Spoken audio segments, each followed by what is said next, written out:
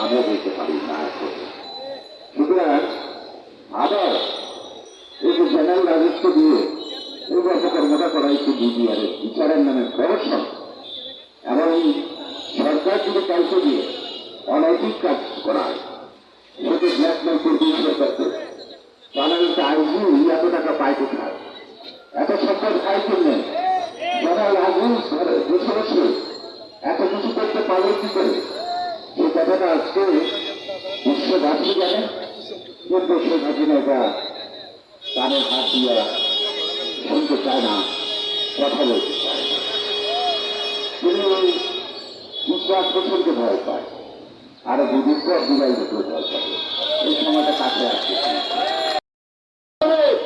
যদি মিনিমাম দেশপ্রেম থাকে, আজকে প্রেস ক্লাবের সামনে বলতে চাই, যদি মিনিমাম দেশপ্রেম থাকে, বেগম খালেদা জিয়া 96 সালে আপনার চেয়ে ভালো নির্বাচনে তিনি প্রধানমন্ত্রী ছিলেন। প্রধানমন্ত্রী হওয়ার পরে এই দেশের মানুষের দাবিতে এখন মূল্যবান বক্তব্য নিয়ে আসছেন শাহবাগ থানা শ্রমিক দলের সংগ্রামী আহ্বায়ক জসিমউদ্দিন ভূঁইয়া। এখন মূল্যবান বক্তব্য নিয়ে আসছেন শাহবাগ থানা শ্রমিক দলের আহ্বায়ক জসিমউদ্দিন ভূঁইয়া। ঢাকা মহানগরের দক্ষিণের বদরুল আলম সবুজ উপস্থিত আছেন। আপনার আমার অত্যন্ত শ্রদ্ধাভাজন ব্যক্তিত্ব, দেশনেত্রী বেগম খালেদা জিয়ার বিশ্বস্ত হাতিয়ার।